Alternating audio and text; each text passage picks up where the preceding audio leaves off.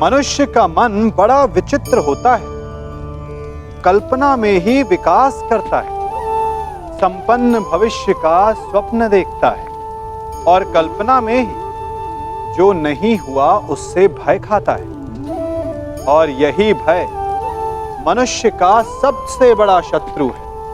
हमारे भविष्य के मार्ग में, हमारे आनंद के मार्ग में सबसे बड़ी बाधा है। अब आप लोग मुझसे पूछेंगे कि इसका तोड़ क्या है, भय से मुक्ति कैसे पाई जाए? तो ये प्रश्न आप स्वयं से पूछिए, तनिक सोचिए। जब आप एक सुंदर भविष्य की कामना करते हैं तो उसे पाने के लिए आप परिश्रम करते हैं ना? ठीक उसी प्रकार भय से मुक्ति पाने के लिए आप उससे लड़ जाएं और उसका निवारण आपको स्वतः ही मिल जाएगा। इसलिए जब भी भय आपको सताए तो उससे भागे नहीं, उससे घबराए नहीं, क्योंकि भय का काम ही होता है आपको भयभीत करना। इसलिए जब भी भय आप पर आक्रमण करें तो आप भी उस पर पहले ही आक्रमण कर दें। आज मुझे साक्ष्य चाहिए कि कर्ण श्रेष्ठ क्यों है। मैं तुम्हें सिद्ध करके दिखाता हूं, कदाचित उसके पश्चात तुम्हें विश्वास हो जाए। यदि फिर भी विश्वास ना हुआ तो? मैं वचन देता हूं पार्थ, कर्ण की प्रशंसा तो दूर, तुम्हारे समक्ष उसका नाम तक नहीं लूंगा। मैं परीक्षा के लिए तैयार हूं।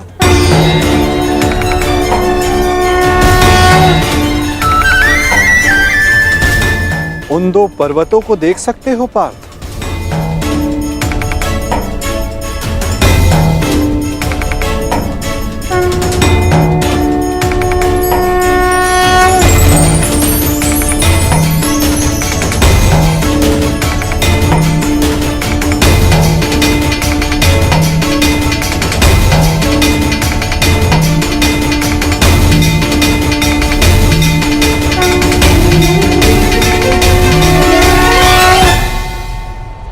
स्वर्ण पर्वत?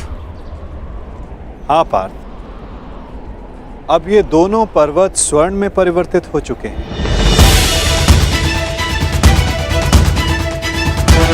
अति सुंदर। स्वर्ण वो वस्तु होती है पार्थ जिसे हर कोई अर्जित करना चाहता है।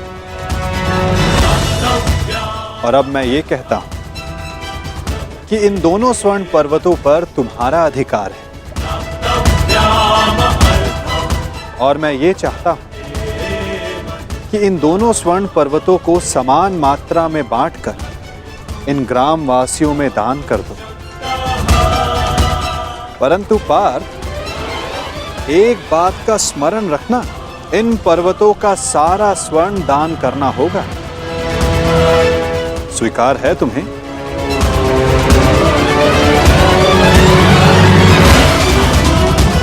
मुझे स्वीकार।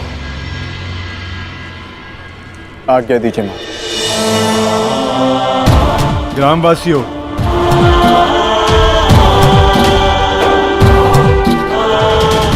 मैं पांडु पुत्र अर्जुन ये घोषणा करता हूं,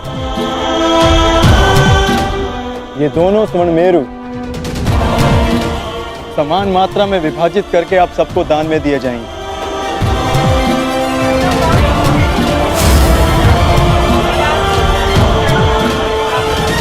इसलिए आप एक पंक्ति में खड़े हो जाएं और अपना अपना भाग लेकर आगे जाएं और विश्वास रखिए सबको समान मात्रा में स्वर्ण मिलेगा। पांडु पुत्र अर्जुन के, पांडु पुत्र अर्जुन के, पांडु पुत्र अर्जुन के, पांडु पुत्र अर्जुन के।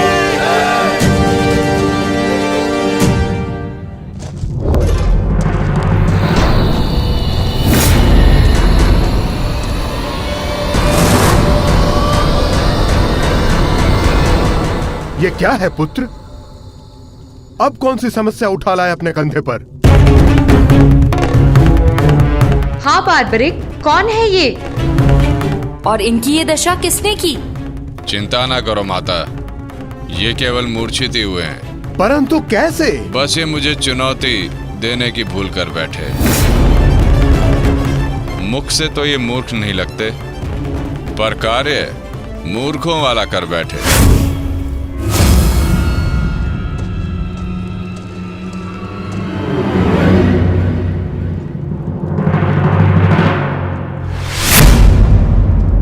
पिताश्री, पिताश्री, पिताश्री, पिताश्री, पिताश्री, मारवी पानी लेके आओ। क्या हुआ पिताश्री? क्या हुआ? ये क्या अनर्थ कर डाला तुमने? तुम्हें पता भी है ये कौन है? ये पिताश्री है मेरे, तुम्हारे पितामह मध्य पांडव महाबली भीम है ये, जिनका सम्मान करना चाहिए उन पर प्रहार कर उनको अपमानित कर दिया।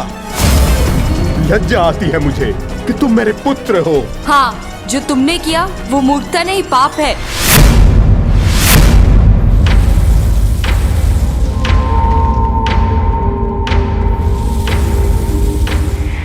रुको,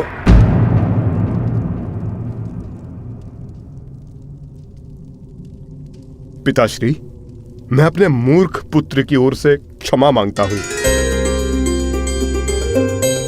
क्या ये मेरा पौत्र है? प्राणिपात पितामह, अपनी उद्दंडता पर मैं लज्जित हूं।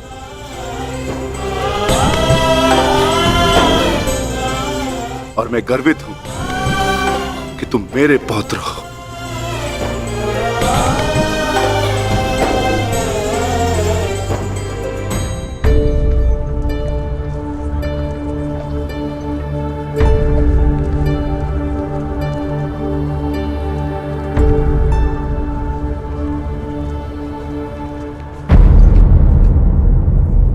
जिस भीम को जरासंध भी परास्त नहीं कर पाया, उसे धूल चटाकर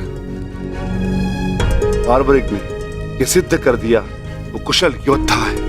मैं बहुत प्रसन्न हूं ये जानकर कि तुम्हारी धमनियों में मेरा रक्त बह रहा है। जीते रहो पुत्र। आज बहुत समय के पश्चात तुमसे द्वंद्व करके मुझे बहुत आनंद आ गया। परंतु पिताश्री, आपके यहां आने का प्रयोजन क्या था? प्रयोजन है पुत्र, और वो प्रयोजन तुम्हें और बार्बरिक को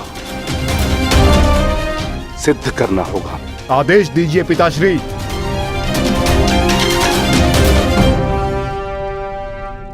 कौरवों और हमारे मध्य महायुद्ध आरंभ होने वाला है।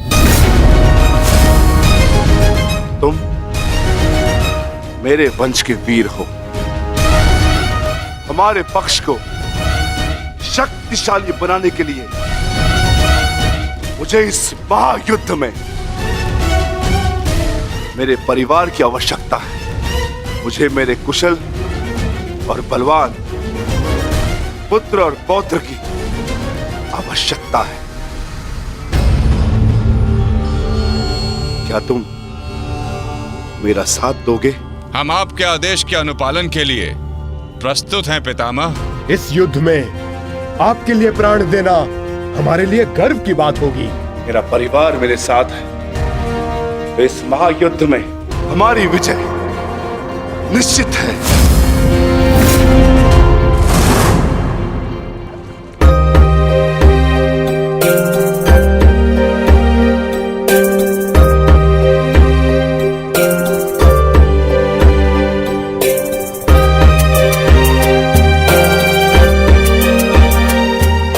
ये लोग तो पहले भी अपने भाग का स्वर्ण ले चुके हैं।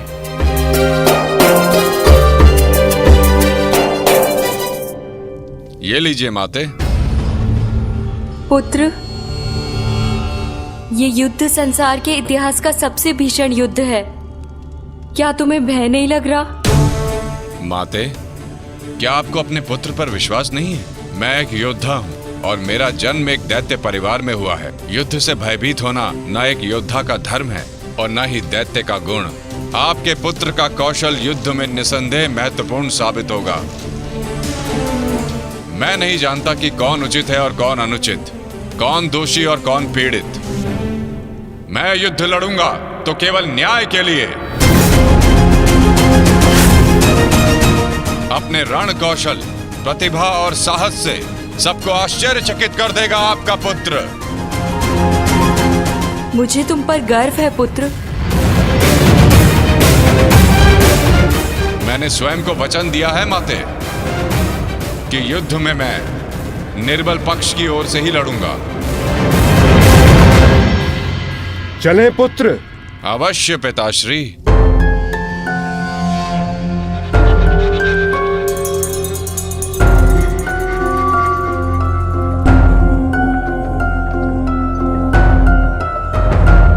रुक जाइए, थोड़ा विश्राम करते हैं। कुछ समय पश्चात पुनः प्रारंभ करें।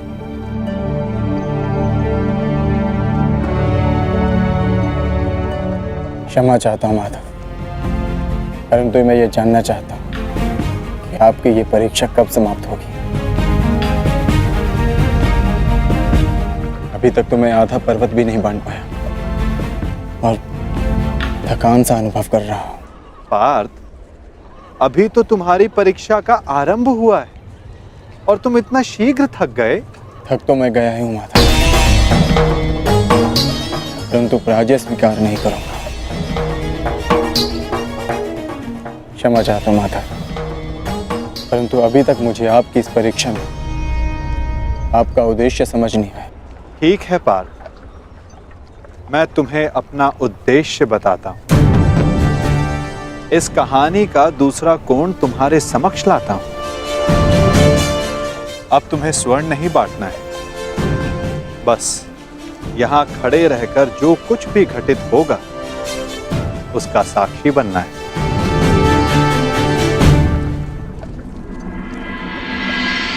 दिव्य दृष्टि से, बाण शक्ति से जीते ये सारा रण।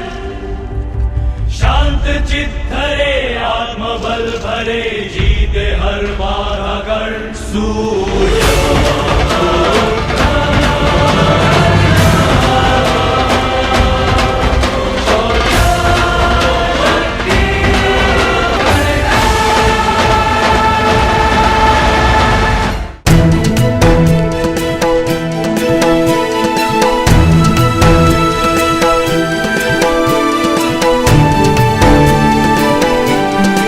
प्रणिपात वासुदेव।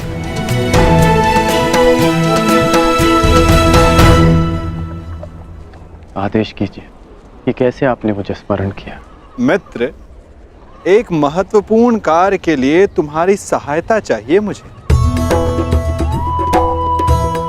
बड़े समय से इस कार्य को पूर्ण कैसे करूं, उसके विषय में सोच रहा था, तो तुम्हारा स्मरण हुआ है और मुझे पूर्ण विश्वास है कि तुम्हारे अतिरिक्त इस कार्य को और अधिक उत्कृष्टता से कोई नहीं कर सकता।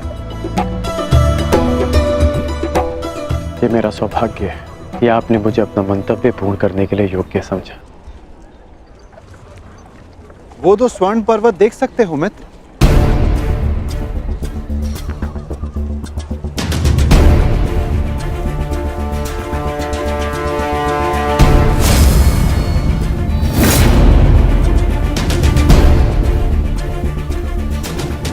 अब इन स्वर्ण पर्वतों पर तुम्हारा अधिकार है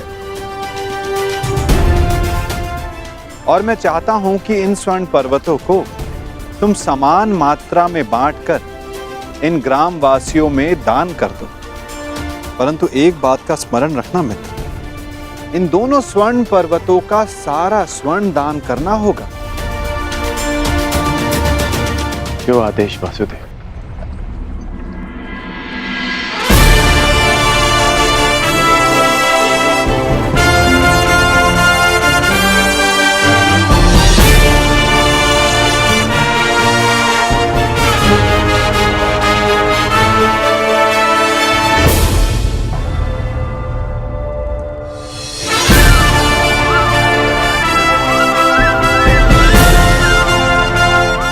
मैं सभी ग्रामवासियों से निवेदन करता हूं कि ये दोनों स्वर्ण पर्वत अब आपके अधीन है। आप सब जाकर इस सारे स्वर्ण को आपस में समान भाग में बांट लें।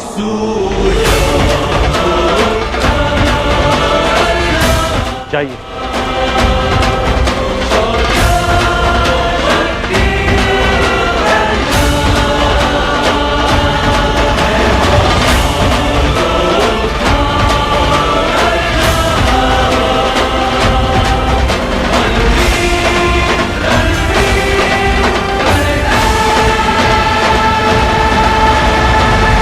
बड़ी बात।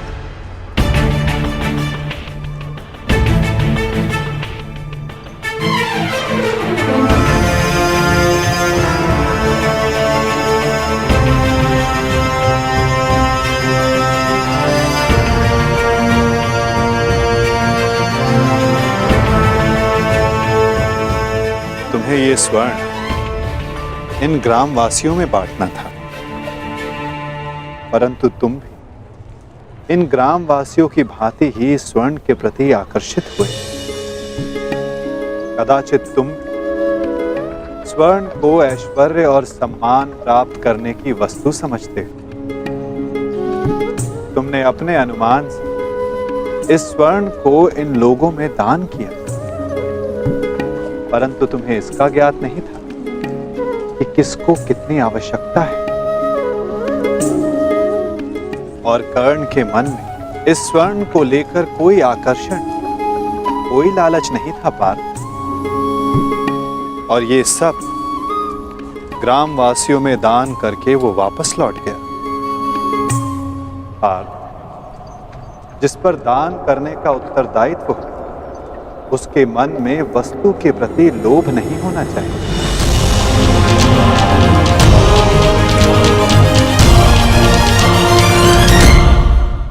तुम्हारे मन में ये इच्छा थी कि तुम्हारा न्याय पूर्वक ये स्वर्ण दान करने के लिए ये लोग तुम्हारी प्रशंसा करें।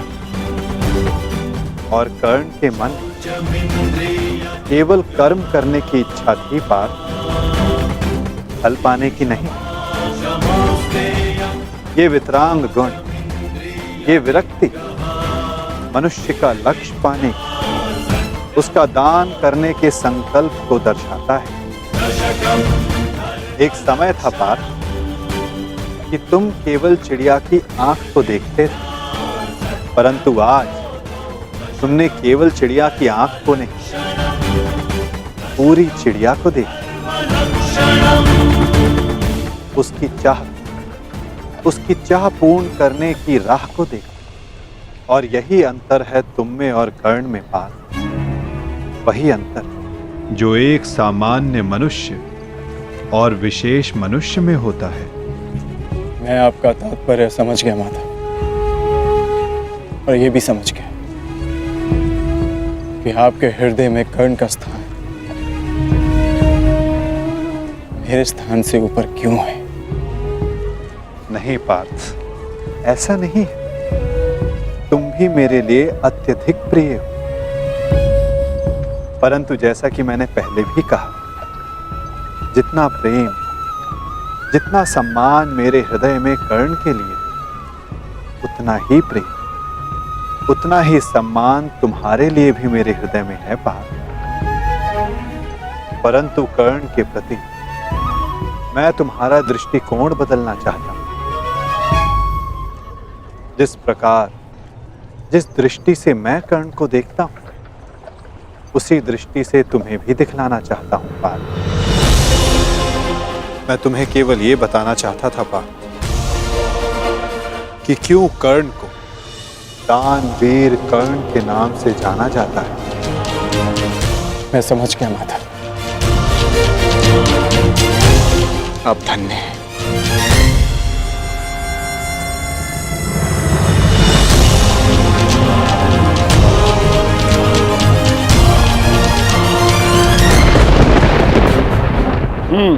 बड़ा दानवीर है ये कर्ण वासुदेव। आपकी परीक्षा तो पूर्ण हो गई, अब मेरी बारी। अब मैं बताऊंगा कि दानवीर होने के नाम पर कितना बड़ा ढोंग कर रहा है ये कर्ण। अब केवल अर्जुन को ही नहीं, पूरे संसार को ज्ञात होगा ये सूर्यपुत्र कर्ण कितना महान दानवीर है।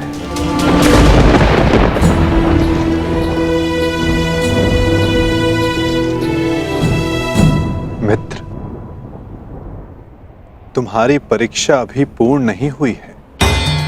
तुम्हारी इस दानवीरता की सबसे विकट परीक्षा अभी शेष है मित्र, और उस परीक्षा में सफल होने के लिए तुम्हें बहुत बड़ा मूल्य चुकाना होगा।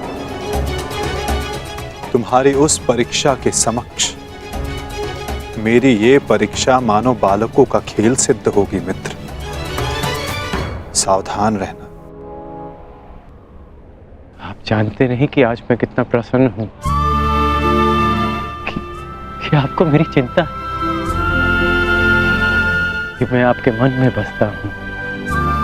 अब मुझे और कुछ नहीं चाहिए। अब यदि मैं अपने प्राणों को भी दान में दे दूं, तब भी सदा मैं धनी रहूंगा।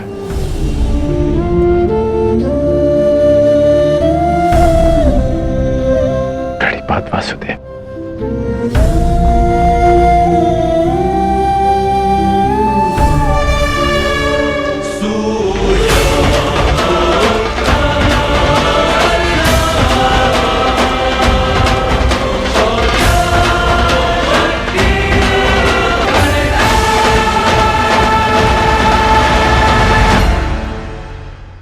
हम सब मित्रों के साथ रहना चाहते हैं, शत्रुओं से दूर रहना चाहते हैं। क्यों?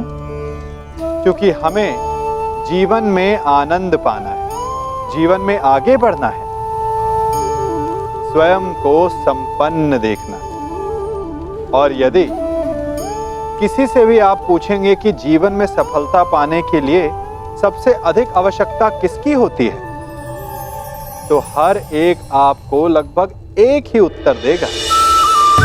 सफलता प्राप्त करने के लिए आपको सच्चे मित्रों की आवश्यकता होती है। परंतु यदि आपको और अधिक सफल होना है, तो आपको केवल मित्रों की नहीं, शत्रु की अधिक आवश्यकता है। अब आप कहेंगे, ये मैंने कैसी बात कर दी?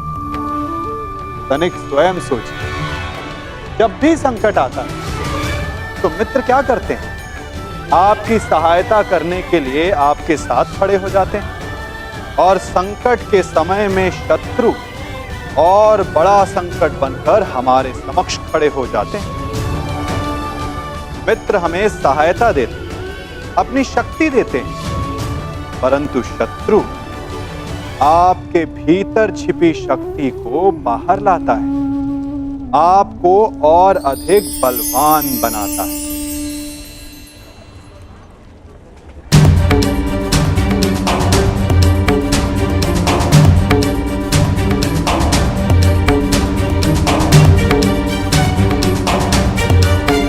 क्या हुआ माधव?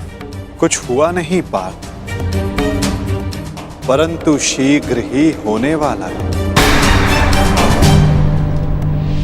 पार्थ, प्रतीत होता है कि तुम्हारे भ्राता विकोदर वापस लौट आए हैं। जाओ, जाकर अपने अग्रज का स्वागत करो।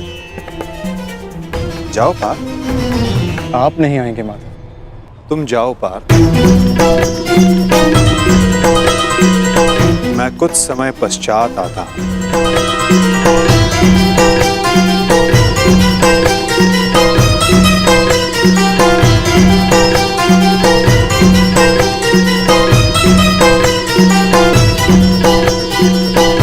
मुझे क्षमा कर देना वीर बर्बरीक। बस करो नकुल, मुझे कुछ नहीं हुआ है। कुछ नहीं हुआ? राधा भीम, आप अपनी दशा देख रहे हैं? किसने किया ये सब? बस एक बार उसका नाम बता दीजिए, जीवित नहीं छोड़ूंगा उसे। मैंने।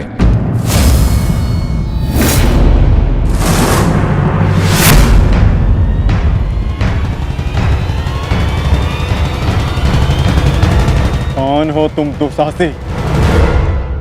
आपका पौत्र पितामह।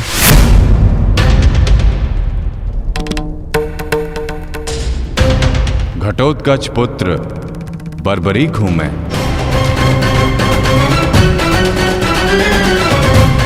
इसकी मार से जो चिन्ह मेरे शरीर पर पड़े हैं, इसका अर्थ तुम समझते हो अर्जुन? इसका अर्थ है कौरवों पर हमारी विजय तो निश्चित है अनुज।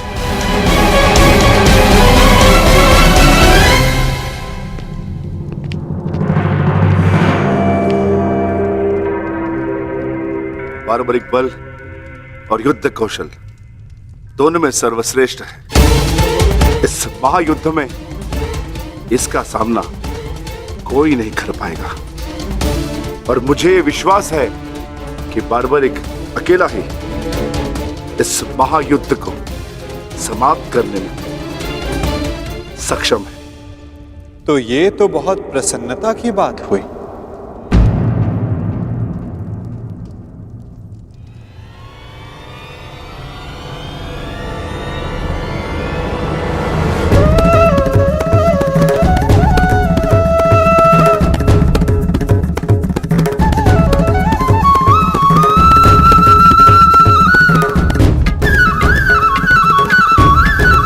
वासुदेव, ये मेरा पौत्र बार्बरिक है। बार्बरिक, ये मेरे भगवान कृष्ण।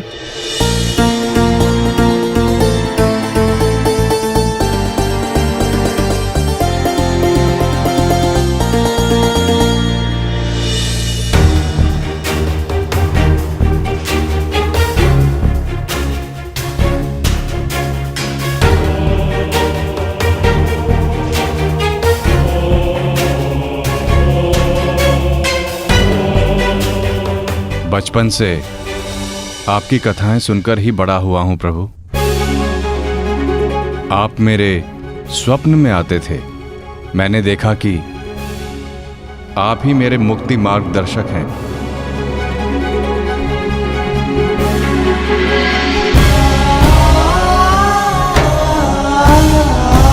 आप ही मुझे मेरे परम लक्ष्य तक पहुंचाएंगे ना प्रभु?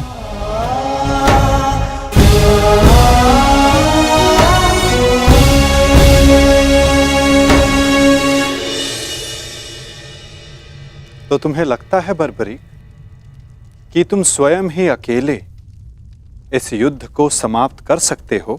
आप आदेश दें तो। और ऐसा करने के लिए तुम्हें कितना समय चाहिए बर्बरीक? आप सब बताएं कि आपके अनुमान से कितना समय लगना चाहिए? जो भीम ने बताया उसके अनुसार 1 माह, 1 पखवाड़े में भी हो सकता है, 2 दिन। नहीं, केवल 1 दिन।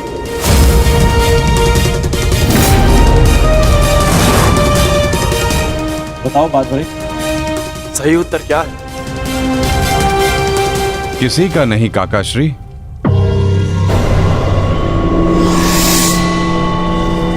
तो बताओ बर्बरीक, कितना समय लगेगा तुम्हें?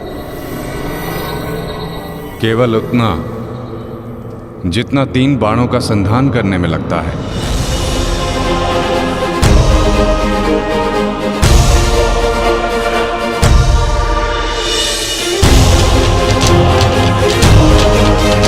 इन 3 बाणों की सहायता से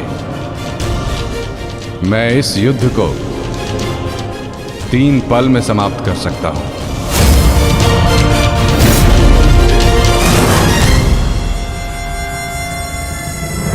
चाहे जितने भी शत्रु मेरे समक्ष हों, इन 3 बाणों से मैं सभी का नाश कर सकता हूं।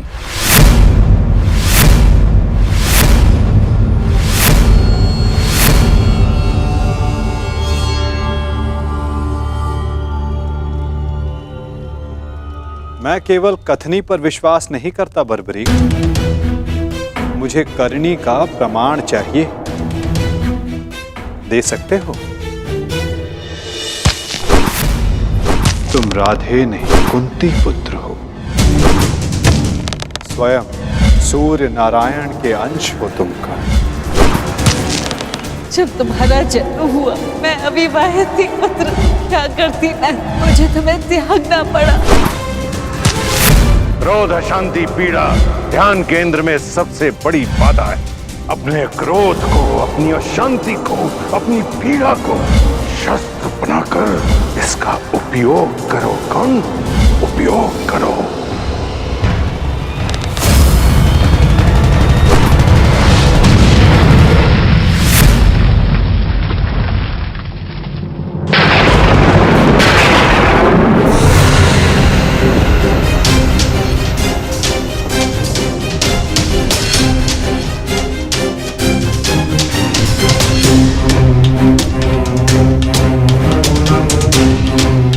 मैं इंद्र हूं, देवराज इंद्र। सूर्य को भी अपने नियंत्रण में कर सकता। तो तुम क्या हो? जितना भी अभ्यास करना है कर लो। का धनुष से बाण चला लो। हाल के बिना योद्धा को मरना ही होता है।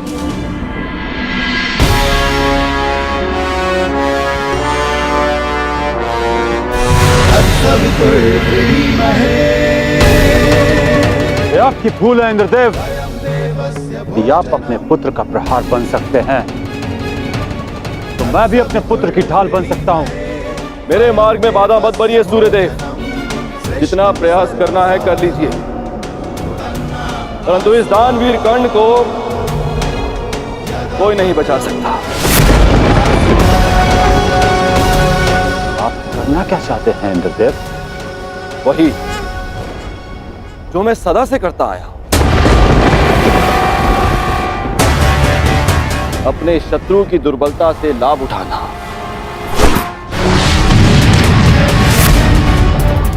मैंने सुना है कि सूर्य उदय के समय यदि कर्ण से कोई दान मांगे तो वो अस्वीकार नहीं करता, मांगने वाले को निराश नहीं करता, दान अवश्य देता है। अर्थात कर्ण की दुर्बलता उसकी दान वीरता है और उसकी शक्ति वो कवच और कुंडल। तो जन्म से ही उसके लिए आपका आशीर्वाद है। जब एक ब्राह्मण दान में उससे वो कवच कुंडल मांगने जाएगा तो इस संसार को पता चलेगा कितना महान है ये सूर्य पुत्र कर्ण। यदि दान दिया तो मेरे पुत्र अर्जुन के हाथों अपने प्राण खोएगा, और यदि नहीं दिया तो मेरे हाथों सम्मान। सूर्यदेव इन दोनों ही परिस्थितियों में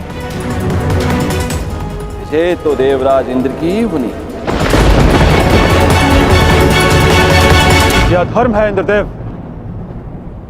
कवच और कुंडल कर्ण को उसके पिता का दिया हुआ उपहार है। यदि आपका पुत्र मेरे पुत्र को पराजित करने में असमर्थ है तो इस अधिक आप एक बहुत ही नीच कार्य करेंगे। यह अनुचित है। इसमें अनुचित क्या है सूर्यदेव?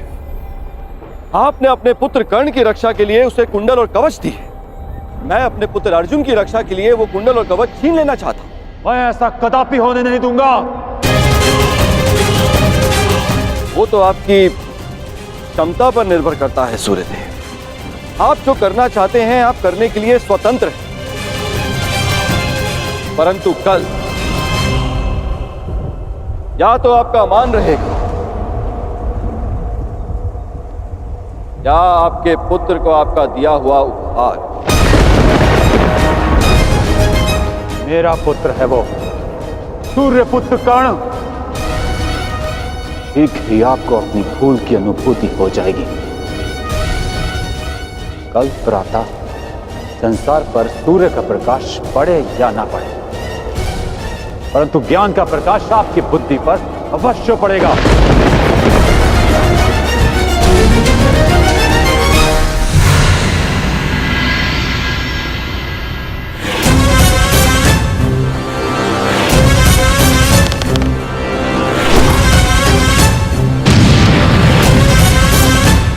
इसी कर्ण ने कहा था,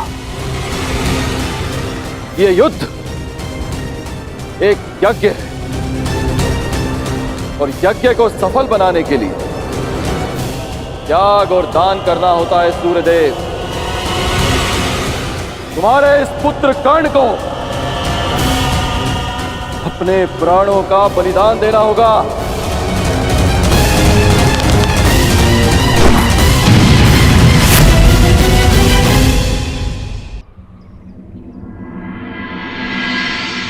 मुझे ये बाण मेरी आराध्य देवी ने दिए हैं प्रभु। इन बाणों के लक्ष्य पर जो शत्रु होगा उन सभी का नाश हो जाएगा प्रभु। परंतु इतने भीषण युद्ध में तुम अपने शत्रुओं को पहचानोगे कैसे बारबरीक?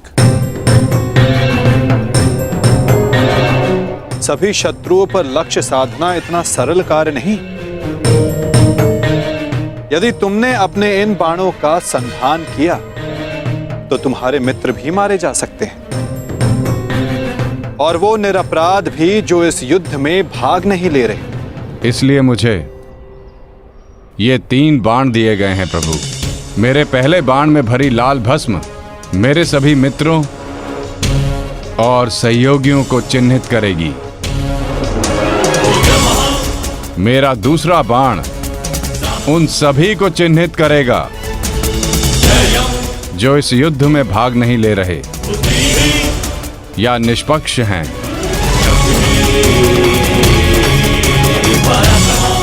और ये तीसरा बाण एक क्षण में उन सभी का अंत कर देगा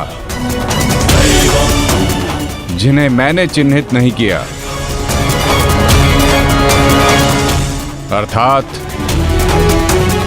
मेरे शत्रुओं का नाश। असंभव, मैं नहीं स्वीकारता। प्रत्यक्ष को प्रमाण की आवश्यकता नहीं है माधव। मैं यहां हूं, आप यहां हैं, और मेरे बाण भी। आप चाहें तो मेरा परीक्षण यहीं ले सकते हैं। बस लक्ष्य बताएं। तो ठीक है बारबरीक, लक्ष्य भी तुम्हारे समक्ष प्रस्तुत है। इस वृक्ष को देख रहे हो? इस वृक्ष के सभी सूखे पत्तों को अपना लक्ष्य बनाओ। परंतु स्मरण रखना बारबरीक, इस वृक्ष का कोई भी हरा पत्ता या कोई भी अध सूखे पत्ते का लक्ष्य भेदन नहीं होना चाहिए। स्वीकार है? आदेश का पालन होगा।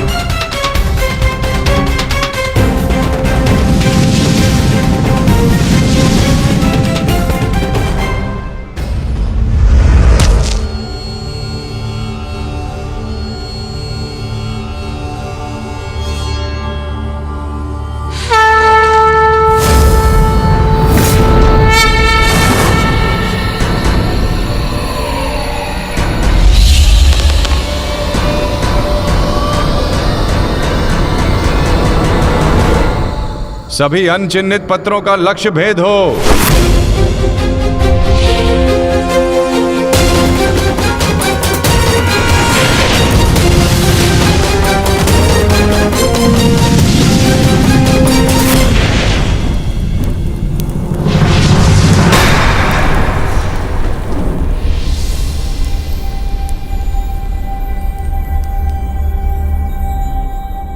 प्रतीत होता है कि कोई सूखा पत्ता शेष रह गया है बार्बरीक।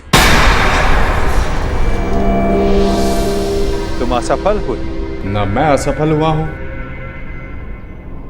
और ना मेरा तीर कोई लक्ष्य छोड़ेगा।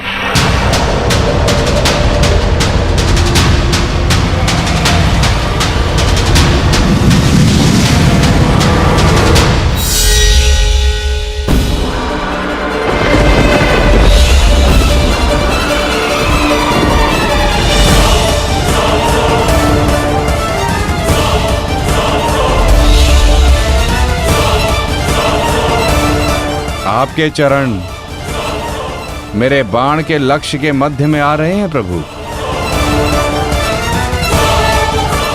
आपसे निवेदन है कि आप अपने चरण हटाइए प्रभु, अन्यथा ये आपके चरण को भेद देगा। तो क्या ये बाण अपना लक्ष्य भेदने के लिए मेरे पांव पर आघात कर सकता है? जी प्रभु, शीघ्र अपने चरण हटाइए।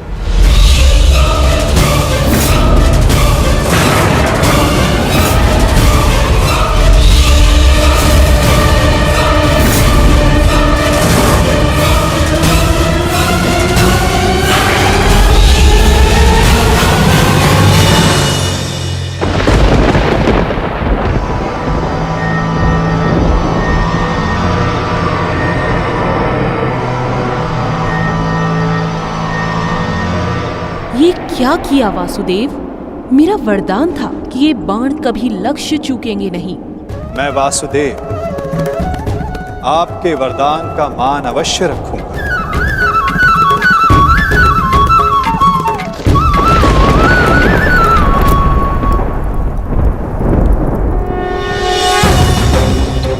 देवी, आपका ये बाण मेरा चरण भेद नहीं पाया, परंतु अब से मेरे शरीर का ये भाग सबसे दुर्बल होगा।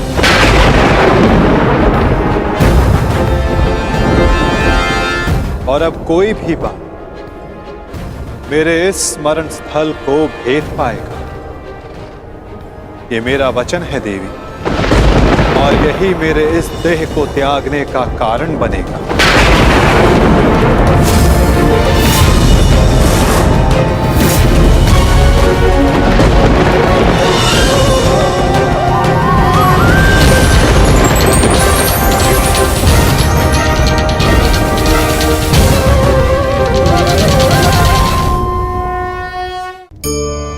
संगति या साथ, मित्र और साथी मनुष्य के व्यक्तित्व के लिए सबसे महत्वपूर्ण होते हैं।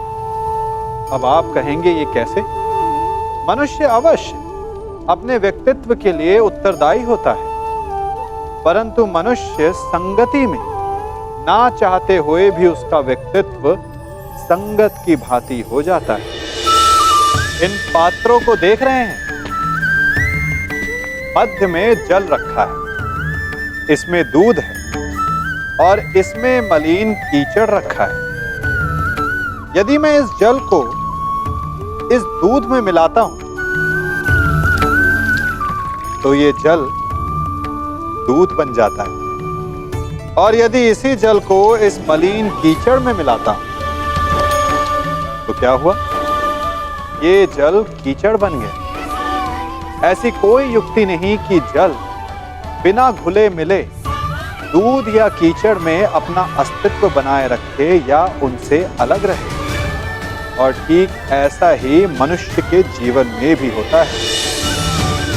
यदि एक गुणहीन व्यक्ति गुणवानों की संगत में बैठे तो उसे भी गुणवान समझा जाता है, सम्मान का पात्र समझा जाता है। और यदि एक गुणवान व्यक्ति गुणहीनों की संगत में बैठे तो उसे भी तिरस्कार मिलता है। इसलिए अपने जीवन में सदैव संगति सोच समझकर सावधानी से चुनिएगा, और अब कोई भी बात मेरे इस स्मरण स्थल को भेद पाएगा। ये मेरा वचन है देवी, और यही मेरे इस देह को त्यागने का कारण बनेगा।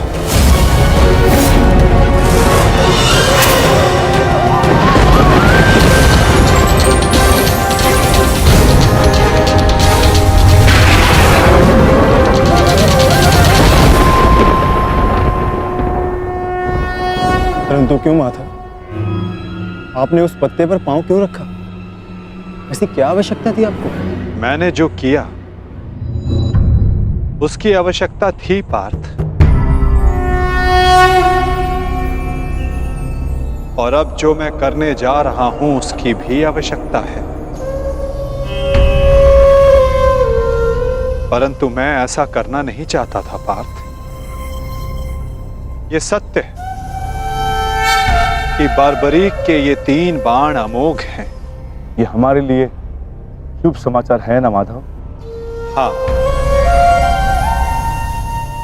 परंतु धर्म के लिए ये सबसे अशुभ समाचार है विकोदर।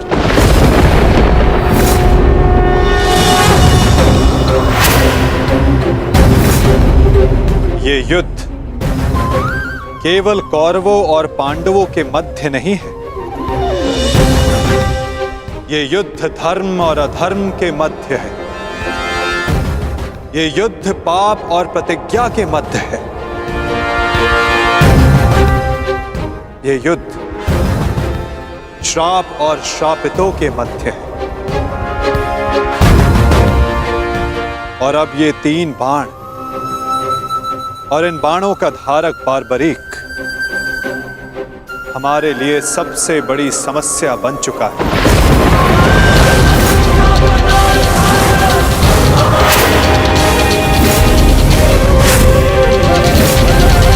इसी कारण बार्बरीक का अंत अब अनिवार्य है।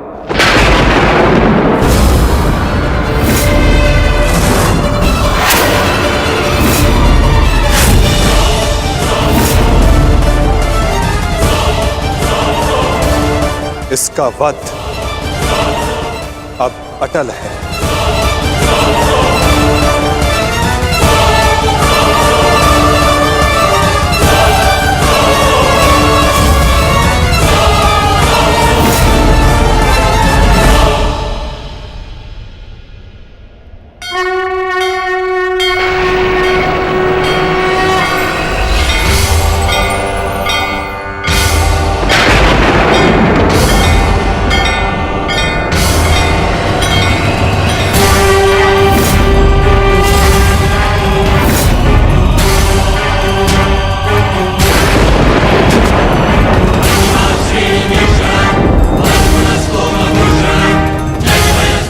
नहीं,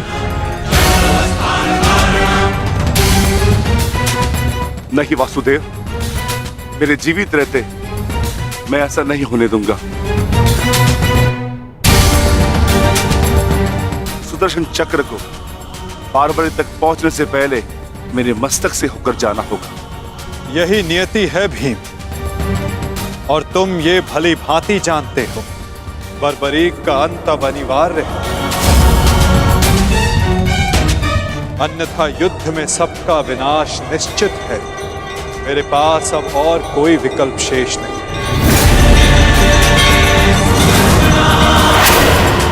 मुझे बार्बरीक का अंत करना ही होगा।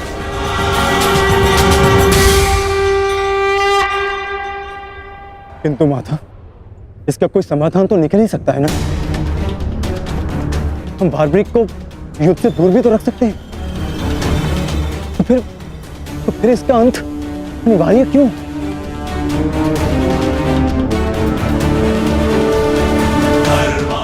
मैं अपने पुत्र को इसी क्षण जाने का आदेश दे दूंगा।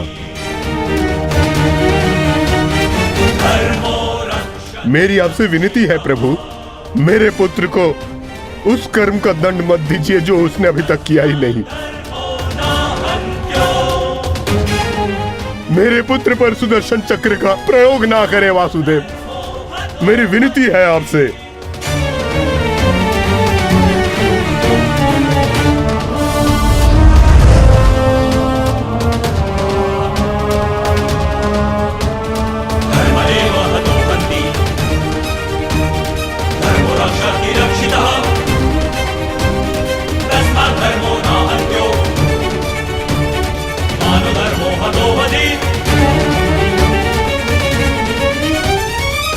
रुकिए पिताश्री।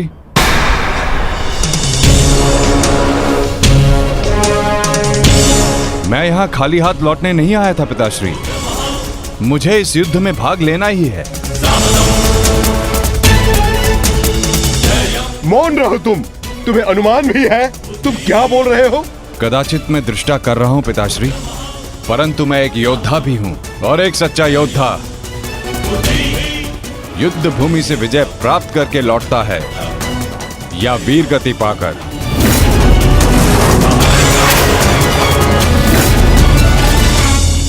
क्षमा कीजिएगा वासुदेव,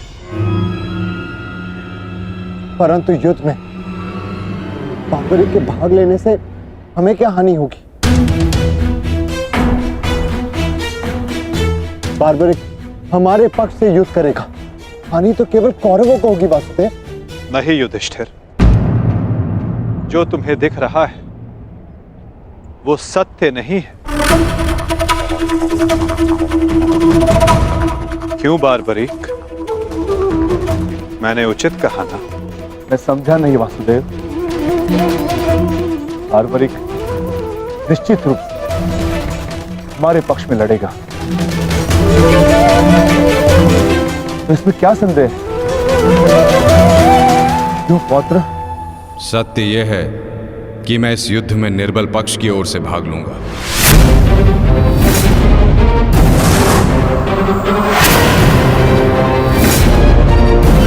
माता के समक्ष स्वयं को वचन दिया है मैंने। परंतु समस्या क्या है वासुदेव? ये तो स्पष्ट है कि हम पांडवों के पास 7 अक्षणीय सेना है और कौरव के पक्ष में 11 अक्षणीय सेना। कौरव के पक्ष में पितामह भीष्म और गुरु द्रोणाचार्य भी है। शक्ति गणना के अनुसार कौरव का पलड़ा हमसे अधिक भारी है, इसलिए बार्बरिक हमारे ही पक्ष में युद्ध लड़ेगा। विनाश तो होगा प्रभु, परंतु केवल कौरवों का। मैं आपको वचन देता हूं, मेरे परिवार को हानि पहुंचने से पूर्व मैं अपना शीर्ष आपके चरणों में रख दूंगा। तुम सत्य नहीं देख पा रहे हो वीर। तुम जानना चाहते हो बार्बरिक, यदि तुमने इस युद्ध में भाग लिया तो क्या होगा?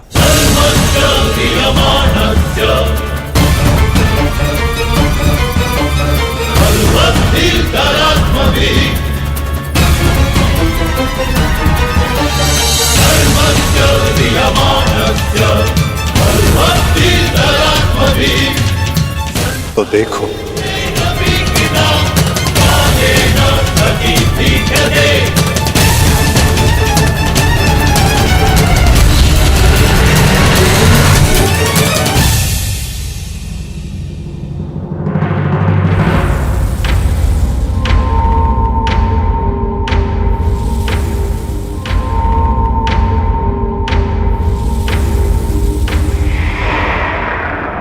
तुम्हारा स्वयं को दिया गया वचन इस युद्ध को किसी भी दिशा में जाने नहीं देगा बार्बरिक। इस युद्ध का संतुलन बिगाड़ देगा। तुम निश्चित रूप से आरंभ में पांडवों के पक्ष में रहोगे, क्योंकि आरंभ में पांडव कौरवों से निर्बल होंगे, परंतु शीघ्र ही ये परिस्थिति बदल जाएगी बार्बरिक।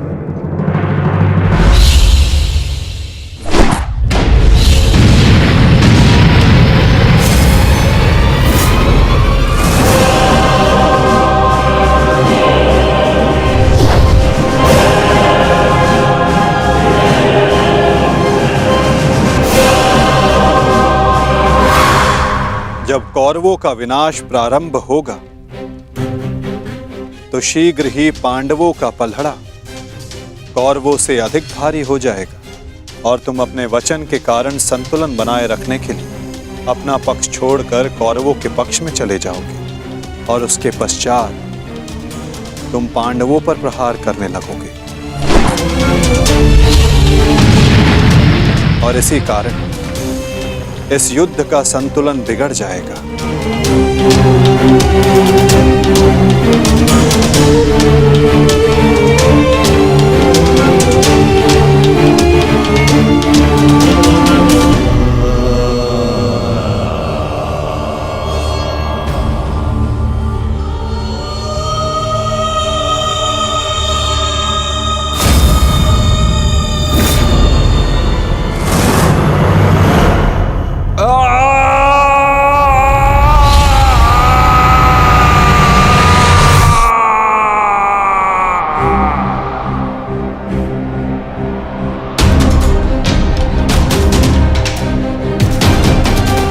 यही सत्य है बारबरीक।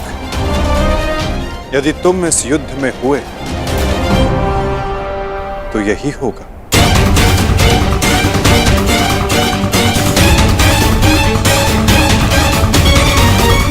यदि तुम इस युद्ध में हुए तो यही होगा। तो मैं क्या करूं प्रभु? संसार का हर योद्धा अपना युद्ध चुनता है। क्या मुझे ये युद्ध चुनने का अधिकार नहीं? योद्धा कभी अपना युद्ध नहीं चुनता बारबरीक। युद्ध अपना योद्धा चुनता है।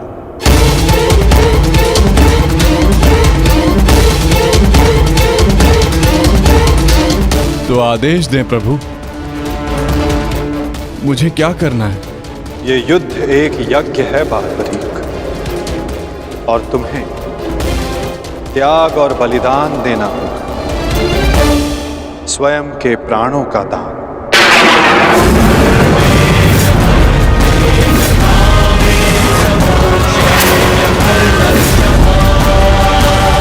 नहीं पौत्र, नहीं। नहीं माता, नहीं। आप ही कहते हैं ना प्रभु कि प्रत्येक मनुष्य के जीवन का कोई ना कोई लक्ष्य होता है। मेरी बस एक ही इच्छा थी कि मैं भी इस युद्ध में भाग लूं। मैं भी इस युद्ध को देखना चाहता था, इसका साक्षी बनना चाहता था। भगवान श्याम को अपना धर्म निभाते देखना चाहता था। क्या मेरी ये इच्छा अधूरी रह जाएगी? मैं वचन देता हूं बारबरीक, इस युद्ध का साक्षी बनने की तुम्हारी इच्छा मैं अवश्य पूर्ण करूंगा। यदि इस युद्ध में तुम मेरी सहायता करना चाहते हो बारबरीक, तो तुम्हें स्वयं को इस युद्ध से विरक्त करना होगा, और इसका केवल एक ही मार्ग है जो तुम भली भांति जानते हो।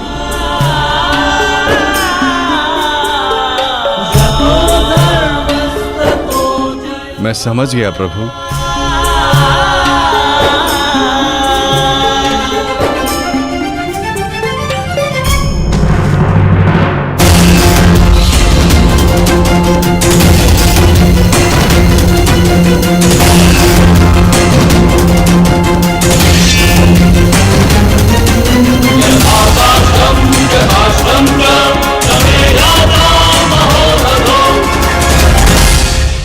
मैं घटोत्कच पुत्र महाबली भीम पौत्र बर्बरीक स्वेच्छा से अपना शीश भगवान कृष्ण के चरणों में भेंट करता हूं।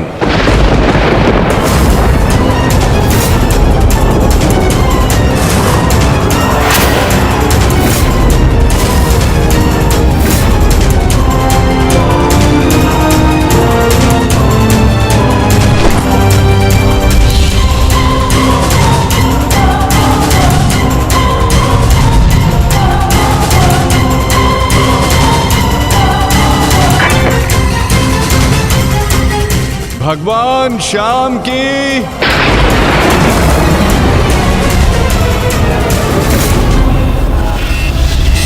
नहीं पुत्र बारबरीक,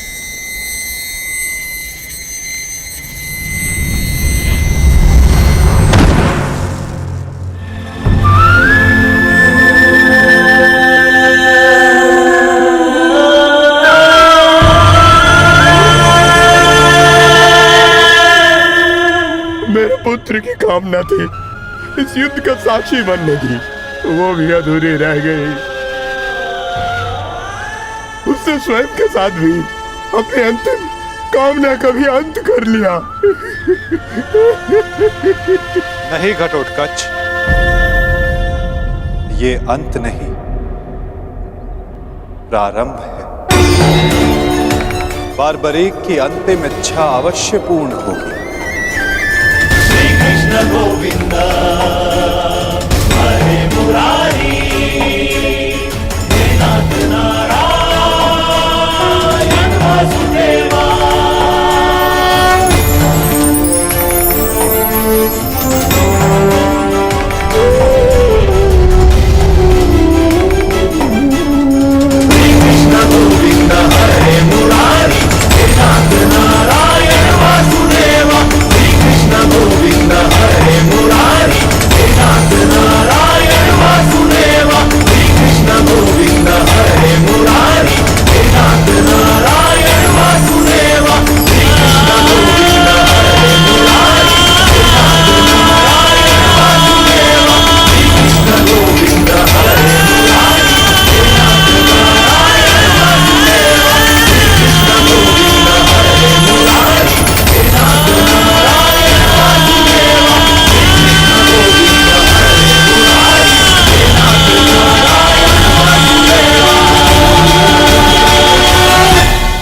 बार्बरीक इस महाभारत का एक महत्वपूर्ण कार्य पूर्ण करेगा।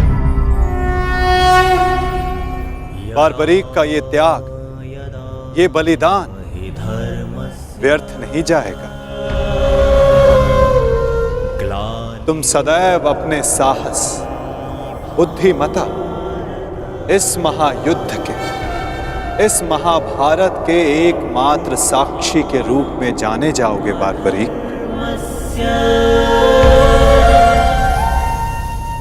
संसार तुम ही से जानेगा कि इस महायुद्ध में जो कुछ भी हुआ धर्म के अनुसार हुआ, और इस संसार के अंत तक तुम इस धर्म युद्ध के साक्षी रहोगे बार्बरीक। तुम्हारे इस निस्वार्थ बलिदान के तुम्हें सदा आदर दिया जाएगा बार्बरीक, और तुम्हारी खाटू श्याम के नाम से पूजा की जाएगी।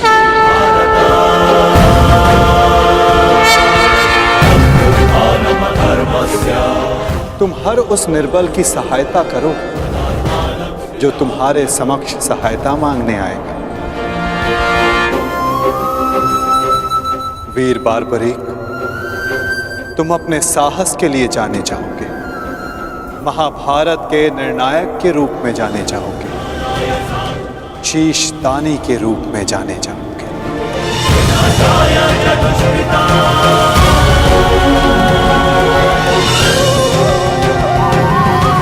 इस युद्ध रूपी यज्ञ में यही नियति है विजय की। विजय बलिदान मांगती है, विजय दान मांगती है। दानी बार्बरीक, तुम सदा अमर रहोगे। Thank you.